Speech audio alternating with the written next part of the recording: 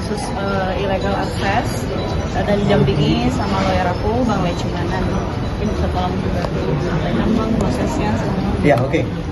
Oke, teman-teman wartawan ya, hari ini pemeriksaan Mbak Inara terkait dengan laporan illegal access ya, Ini kita pemeriksaan baru separuh, ya kan, karena wartawan udah menunggu kan, nggak enak juga kan. Jadi saya bilang, udah Mbak, kita ke bawah dulu, kita kasih sedikit lah statement kan. Jadi perlu saya jelaskan ya teman-teman, yang dilaporkan ini di Barreskrim adalah perkara illegal access. Nah, terhadap perkara itu yang disidik oleh penyidik cyber ya, lantai 15 gedung Barreskrim, sudah dari tahap penyelidikan sudah naik ke tahap penyidikan. Oke, kapan naik ke tahap penyidikan? Dilaksanakan gelar perkara pada tanggal 6 Januari kemarin. Kemudian penetapan naik penyidikannya tanggal 7 kemarin. Jadi hari ini adalah pemeriksaan dalam tingkat penyidikan. Jadi yang kita laporkan ada berapa orang kira-kira? Berapa ya? Oke, kita belum bisa sebutkan namanya ya, karena terlapornya kan masih dalam lidik, ya kan? Nanti biar polisi aja yang menetapkan kira-kira siapa sebagai terlapornya. Oke? Nah, kemudian ini yang perlu kami jelaskan supaya pemberitaan ini berimbang. Karena di sana kan ada yang melaporkan di Polda Metro Jaya, ya kan, yang kemudian sebenarnya ini merupakan satu rangkaian semua. Cuman dua peristiwa di tempat yang berbeda aja. Oke?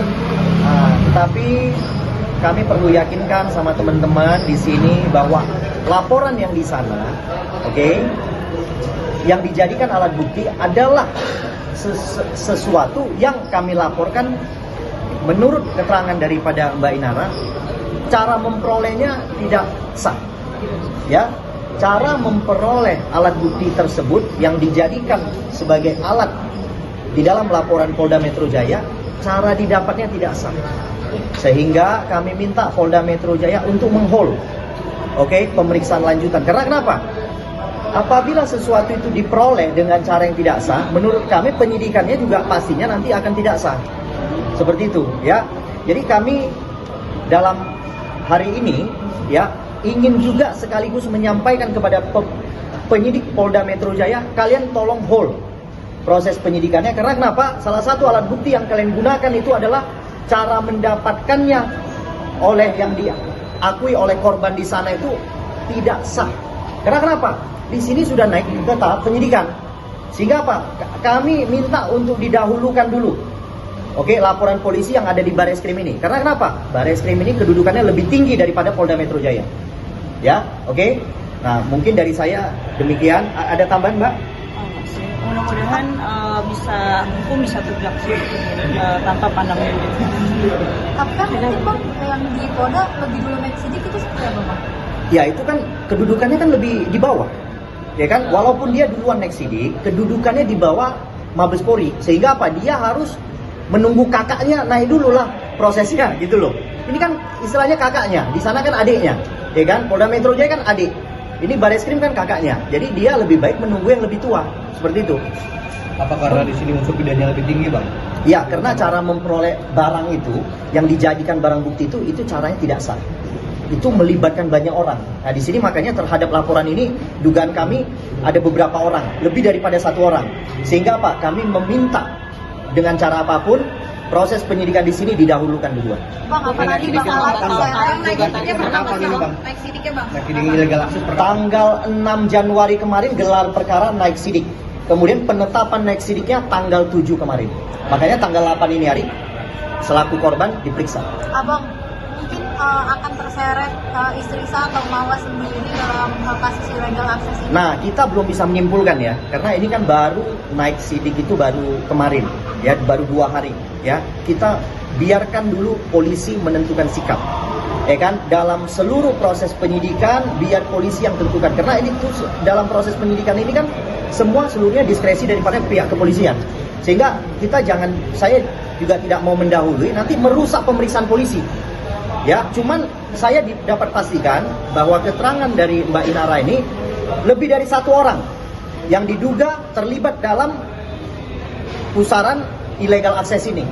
ya, yang terlibat dalam memperoleh, mengambil, kemudian men-share lagi ke siapa-siapa. Nah, ini pelakunya bukan satu orang, lebih daripada satu orang, sehingga dugaan kami ancaman hukumannya lebih tinggi daripada yang Polda Metro Jaya. Maka kesimpulannya, tolong kepada Pak Kabar Eskrim untuk perkara Ibu Inara ini saya minta jangan ada yang coba-coba intervensi. Kita minta penegakan hukum yang adil dan merata. Ya, kami minta penegakan hukum di Bareskrim didahulukan daripada Polda Metro Jaya karena ancaman hukumannya lebih tinggi. Nah, Muhammad Virgon akan ikut terseret, Bang? Nah, itu saya nggak tahu ya. Itu yang nama-nama yang disebutkan saya sama sekali nggak kenal. Tapi kalau memang ada dugaan ke sana arahnya, saya minta penyidik telusuri. Jangan berhenti di satu orang, ya, telusuri sampai ke ujung. Persidangan ada terlapor di Polda, Bang, katanya ngajuin RJ. Kalau ngajukan RJ ada. Oh iya. Oke, kita ada ngajukan memang permohonan RJ. Ya, kita cuman belum memperoleh respon daripada ada respon belum? Belum ada respon. Jadi kita menunggu aja. Menunggu sikap penyidik bagaimana, kan? Apakah akan diundang lagi dalam rangka RJ? Kita akan lihat. Tapi ada apapun itu dilaksanakan atau tidak RJ-nya, saya minta karena di sini sudah naik penyidikan, saya minta di sana di hold dulu. Nah, di sana di hold dulu. Karena kenapa? Polda Metro Jaya berada di bawah Bareskrim. Itu intinya. Mbak Ina, mungkin karena RJ tersebut alasannya apa sih Mbak Ina ingin RJ dengan Mawar? Karena sedari awal saya melihat kasus ini atau permasalahan ini permasalahan internal keluarga sebenarnya. Jadi harusnya bisa diselesaikan secara musyawarah, secara kekeluargaan. Bahkan memang sedari awal, dari sebelum kasus ini viral pun kami sedang proses mediasi secara keluarga gitu. Makanya kami sendiri juga kaget gitu, tiba-tiba kasus ini mencuat ke publik, dan mau tidak mau ya kami harus tetap mengikuti proses hukum yang sudah kadung bergulir. Ya, berarti Mbak Ina menerima Mawar sebagai istri pertama ya Mbak Ina? Iya, biar bagaimanapun memang dia secara negara masih tercatat sebagai istri sahnya. Kalau akan sendiri akan ingin dilanjutkan nggak sih Mbak Ina kalau rumah tangga Mas Insan sama? Untuk keputusan dalam rumah tangga itu dalam Islam semua diserahkan kepada kepala rumah tangga ya, kepada imam ya, dalam hal ini insan. Menerima dengan baik ya Pak menjadi Ya, saya sebagai orang muslim ya, yang mengaku muslim, saya harus tunduk pada syariat Islam. Saat itu saya tanya ingin memiliki keduanya. Nah, respon kamu seperti apa? Kita lihat dulu prosesnya seperti apa nanti ke depan, karena sampai hari ini kan belum ada kejelasan ya. Karena kita coba untuk berdamai, mengajukan RJ, baik aku dan Insan, ke pihak pelapor, saudari M. Tapi tidak ada respon yang gimana ya, nggak ada respon berikutnya, nggak ada respon baik gitu. Mencoba lewat apa ya Mbak Ina? Mencoba lewat apa ya? Komunikasi dengan RJ, yang kita bisa lakukan RJ, karena kan ini sudah terlanjur masuk proses hukum ya Mbak. Dan aku sendiri juga terus terang nggak punya kontak saudari M, akun Instagram aku juga di blok, jadi mau menunjukkan etikat baik untuk berdamai juga bingung lewat siapa, karena selaku suami sahnya sendiri pun Insan dalam hal ini juga tidak mendapatkan respon yang baik, bahkan setiap kali chat ya diposting di sosial media gitu. Jadi kami selaku pihak-pihak internal yang terlibat dalam konflik rumah tangga ini juga bingung gitu, mau menyelesaikan ini secara musyawarah, secara damai itu seperti apa. Memberikan waktu Wallahu alamnya, yang jelas pengennya semua berjalan secara damai ya, pengennya juga hidup tenang-tenang aja, pengennya berharapnya proses hukum ini bisa berjalan dengan lancar dan damai. pengen bercerai gimana Kak? Ya, ini kan saya hanya mencoba menyampaikan paling banyak orang. Saya harus juga mau menjawab. Kamu adalah korban dulu. Sekarang kamu ada di posisi yang menurut banyak orang adalah kamu adalah yang melukai. Seperti apa kamu? Kalau misalkan saya mengetahui dari awal saudara Insan punya istri dan saya tetap melanjutkan pernikahan ya, dalam kondisi saya tahu bahwa dia punya istri, mungkin bisa kalian bilang saya ini pelaku. Tapi kan sedari awal saya tidak tahu, saya tidak mengetahui. Dia bukan berarti saudara Insan juga berniat buruk untuk membohongi ya, untuk memulai hubungan ini dengan kebohongan gitu. Tapi ya memang ya bisa dibilang ada salah saya juga, saya tidak bertanya dan saudara Insan juga tidak menjelaskan. Itulah sebabnya kenapa kemarin saya sempat membuat laporan LP penipuan, karena memang sebenarnya saya tidak merasa menjadi pelaku gitu ya. Tapi pada akhirnya kan kamu udah tahu gitu dan menerima dan bahkan ingin bertahan. Apa alasan kamu ingin bertahan? Karena saya sudah dapat wejangan, sudah diingatkan sama sosok ulama yang kami hormati ya, yang kita semua hormati, bahwa sebagai istri apapun keputusan kepala rumah tangga kita harus tetap taat. Ini maksudnya ini kan terjadi kayak ada di awal hubungan ini kan ada kayak kebohongan juga kalau misalkan nggak mengakui udah punya istri dan lain-lain. Nanti ketika menjalin sama Mbak Inaranya sendiri nggak takut itu akan terulang lagi atau seperti apa? Balik lagi tadi statement aku sebelumnya bahwa Insan tidak menunjukkan etikat buruk gitu, bahwa dia ingin memulai hubungan ini dengan kebohongan. Tapi di sini ada kesalahan aku juga, kelalaian aku tidak bertanya gitu di awal. Anak-anak terima nggak Insan? Anak-anak Pak Ina? Starla sudah aku perkenalkan sih, dan alhamdulillah ya dia anak yang baik, anak yang paham agama, dia paham bahwa selama itu sudah halal, ya sudah saatnya lah kita istilahnya dengar samina wa atona, kita tunduk sama syariat Islam kalau kita mengaku Islam. Inara Anak-anak kenapa? Sama Mbak Ina atau sama Irko? Anak-anak aku waktu itu sudah sempat bertemu anak-anak, cuman memang termasuk jarang bisa ketemu karena anak-anak juga sekolah, dan sempat 2 minggu itu dibawa liburan terus sama dedinya, jadi aku udah lama nggak ketemu lagi sama anak-anak. Ada kekhawatiran hak asuh direbut nggak Mbak Ina? Kalau selama nggak ada ketetapan dari persidangan sih enggak sih, aku nggak khawatir, karena memang kemarin persidangan kami kan putusannya itu udah sampai tingkat Mahkamah Agung ya. Berarti sejauh ini anak-anak menerima dengan baik ya? Ya alhamdulillah. Insan juga orang yang sangat peduli dan sayang sama anak-anak saya. Oke, Mbak Ina ada rencana mau mensahkan pernikahan dengan Insan? Diresmikan secara saya rasa itu adalah harapan semua istri ya, harapan semua perempuan juga maunya seperti itu ya. Cuman kan kita di sini harus lihat secara fakta bahwa masih ada problem atau masalah yang harus diselesaikan satu persatu nih, terutama di ranah hukum ini. Hal itu udah diobrolin atau gimana kalau untuk pensahannya? Udah diobrolin dengan Insan atau bagaimana untuk balik lagi ke jawaban saya sebelumnya, kalau kita mau menyelesaikan satu persatu dulu masalah yang sedang bergulir ini, karena biar gimana pun di sini kan kita juga butuh kepastian dan jawaban dari pihak saudari M untuk bisa secara jelas, secara tegas dan secara bijaksana untuk memberikan pernyataannya apakah dia mau melanjutkan dan ya alhamdulillah gitu ya, alhamdulillah, atau dia mau berhenti ya dia ajukan gugatan cerai gitu ya, supaya semua ini lebih jelas gitu. Berarti Mbak Ina menerima kalau misalkan menjadi istri kedua kali ya? Kenapa tidak? Karena dalam Islam diperbolehkan. Oke, siap hidup berdampingan dengan Nawa berarti ya Mbak? Kalau tidak siap dari awal saya nggak mau. Kalau itu, Ya. kita ngomongin ini kan soal relasi, Ya. CCTV di mana selalu digadang-gadang dengan durasi yang sangat panjang dan konotasi kurang baik loh. Iya. Nah ini pertama dari untuk apa sebetulnya ini kan kabarnya katanya sudah dijodohkan Ya. kabarnya. Ya. Nah untuk kamu sendiri, terbayang nggak sih seperti apa ketika itu tersebar dan katanya ini ya katanya kami nggak tahu ya, katanya ada video yang tidak baik Pak buat orang lain. Iya. Jadi begini, terkait video itu, ya, pastinya saya perlu sampaikan di sini, cara memperolehnya tidak sah. Sehingga apabila terjadi transaksional terhadap video itu sudah menjadi pelanggaran hukum. Karena kenapa? Cara memperolehnya tidak sah. Diperolehnya itu dengan cara yang tidak secara benar, ya kan?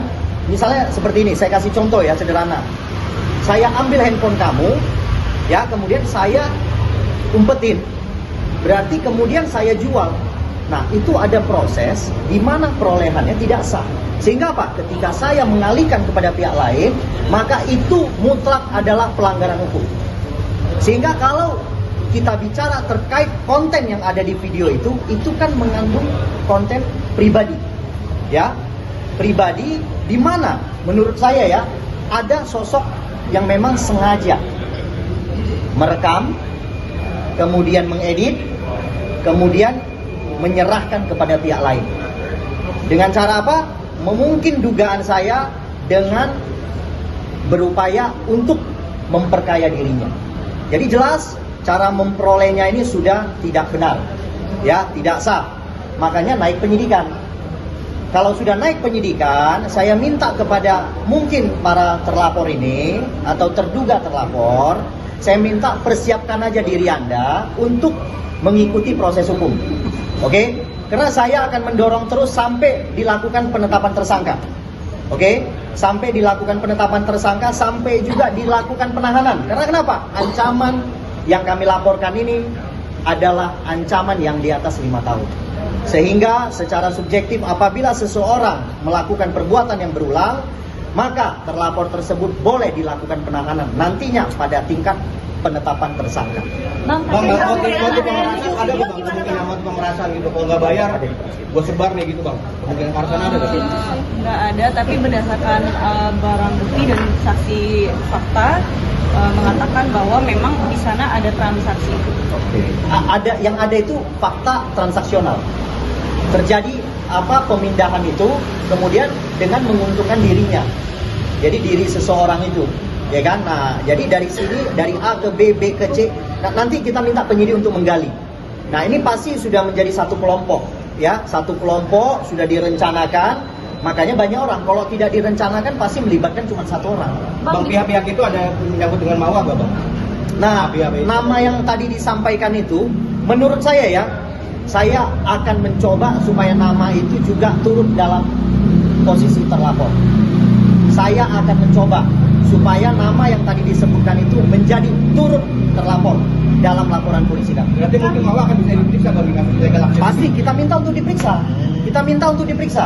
Oke, untuk penegakan hukum yang adil dan merata, kita minta untuk diperiksa. Karena kenapa? Alat bukti itu dipakai oleh yang tadi namanya M itu di Polda Metro Jaya hingga naik penyidikan. Menurut kami sudah dirugikan. Karena kenapa? Yang barang yang tidak sah kok dipergunakan gitu loh. Paham kan? Ya kan, barang yang tadi handphone tadi yang saya bilang diambil, ya kan, yang kita tahu milik siapa, kemudian kita alihkan tanpa persetujuan orangnya. Ah, itu dia tuh. Nah, saya minta kepada penyidik untuk memanggil nama yang tadi untuk diperiksa juga dalam tingkat penyidikan. Bapak di Polda Metro Jaya menyebut ada barang bukti 7 video. Ya. Itu videonya apa saja dan di mana bang itu mungkin video yang dijadikan barang bukti? Menurut saya dari 7 video itu ya itu juga yang kami jadikan barang bukti di sini. Ya kan, cuman kan mungkin yang 7 itu kan dipotong-potong itu. Nah, ya itu karena dipotong-potong menurut saya ya udah ada tambahan pasal itu nanti terhadap yang potong-potong itu. Karena kenapa? Pasal 32, 35 ITE yang saat ini menjerat Roy Suryo CS juga di dalam laporan ini kurang lebih akan sama. Jadi saya akan minta penyidik nanti ketika gelar penetapan tersangka itu pasal itu harus diterapkan. Karena kenapa? Sudah dipotong-potong. Nah, sudah tidak original lagi. Nah, ya. berarti itu videonya adalah satu video dipotong menjadi itu atau memang ada tempat lain yang beda-beda bang? Kemungkinan satu video dipotong-potong. Jadi ada proses pengeditan dan segala macam. Kemungkinan seperti itu. Nah, tapi saya nggak bisa menjelaskan berlebihan karena kenapa? Nanti merusak pemeriksaan polisi. Nah, biarkan dulu ini bergulir, ya kan? Yang penting teman-teman sudah tahu laporan kita sudah naik penyidikan tanggal 6 kemarin, tanggal 7 penetapan penyidikan, tanggal 8 korban dan saksi hari ini diperiksa. Bang, terakhir nih mau nanya nih bang, terakhir. Bang mau nanya. Bang, ya, perkara Inara ini bisa Inara bisa terjerat KUHP baru yang disahin atau gimana? Iya, prinsipnya KUHP yang baru tanggal 2 kemarin kan sudah sudah berlaku. Sehingga paling ada penyesuaian aja. Penyesuaian pasal. Ya. Jadi kalau misalnya laporan di sana itu 284 ya. 284 nanti disetarakan dari pasal 284 dijongtokan kepada pasal yang ada di KUHP yang baru. Nah, demikian juga kami melaporkan di sini illegal access. Pasal illegal access itu akan nanti jongto, ya kan, dengan undang-undang yang baru, dengan pasal yang baru, kemudian setelah itu dilayangkan panggilan kepada terlapor. Seperti itu. Inara satu dong, ini kan kunci dari permasalahan konflik kalian ini kan perdamaian Insanul Fahmi dengan Mawar. Nah, kamu sebagai istri, apa yang kamu katakan kepada Insanul mendorong perdamaian dengan Mawar ini?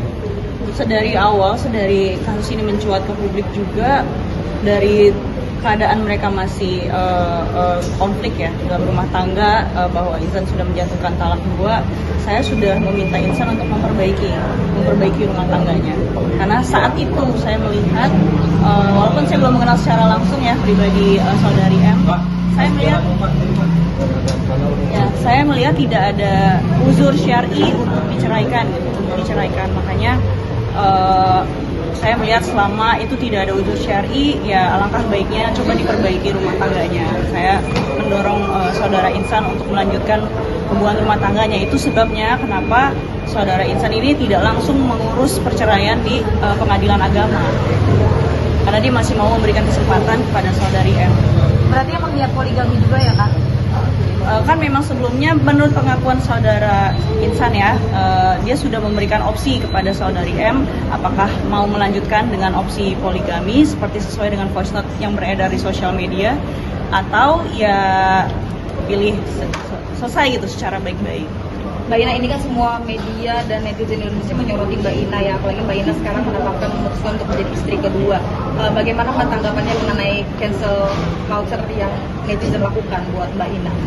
Saya jujur aja, dalam hidup itu kalau kita tolak ukurnya sama opini publik, pendapat orang, pendapat keluarga, itu nggak akan ada habisnya ya. Kayak kita hidup terombang ambing ya sama pendapat orang gitu ya.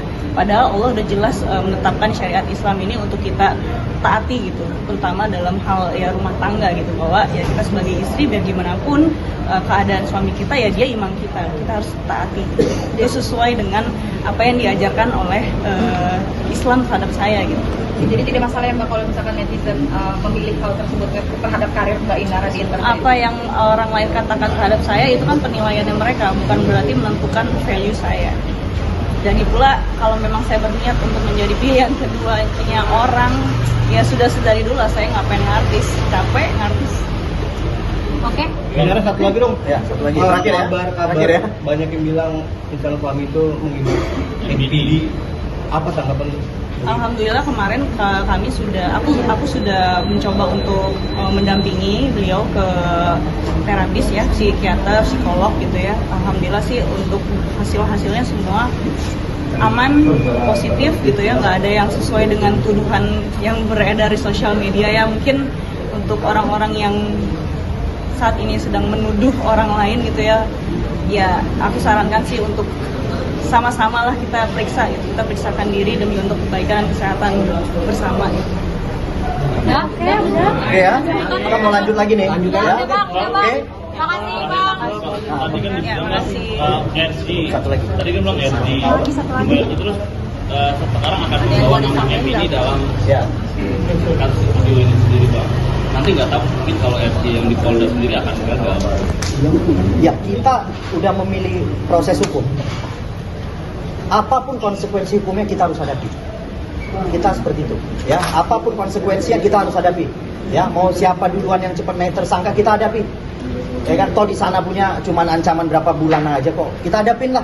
Ya, dari Sabang sampai Merauke nggak mundur kita hadapin. Ya, tapi hati-hati. Yang di sini ancamannya di atas 5 tahun. Illegal access 6 tahun, ya kita coba aja, kan begitu. Sederhana pilihan ini gitu, ya oke? Ya oke Bang, aku dari Mawar sendiri itu kan memang akan menjawab untuk jawaban RC kemarin. Pertama, kedua, untuk melanjutkan nantinya sampai ke Suruh dia lanjutkan aja sampai ujung, kita tunggu, ya. Saya tunggu dia di tikungan gitu aja, ya oke? Kayaknya nanti dibatasi sama Virgon. Nggak secara eksplisit sih, tapi ada indikasi seperti itu. Saya nggak bisa jawab di sini. Ada yang mau disampaikan mungkin Kak untuk Insan sang suami? Ada yang mau disampaikan? Closing statement? Iya. Closing statement, closing statement ya, nggak ada pertanyaan lagi. I love you Insan mungkin Kak. Menghadapi ujian rumah tangga ini mungkin bagaimana Kak? Harapan saya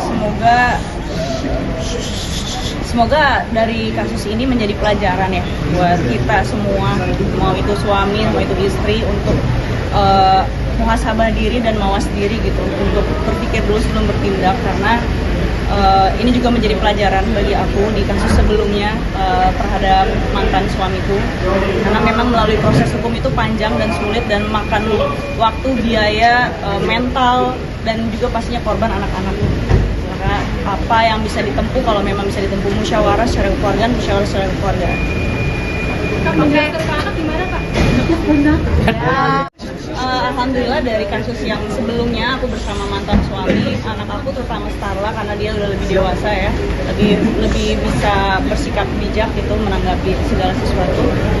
Dia paham bahwa apa yang sudah terjadi ya sudah terjadi, sudah berlalu. Yang penting kita sebagai manusia bertaubat nasuha dengan sebaik-baik taubat, dan dia juga paham bahwa orang tuanya ini keduanya adalah manusia yang bisa hilaf, bisa salah. Begitupun juga dia sebagai anak bisa salah pada orang tuanya. Jadi ya itu adalah salah satu anugerah dari Allah sih, diberikan anak-anak yang soleh, soleha, yang bijaksana itu menanggapi realita kehidupan. Oke. Oke ya.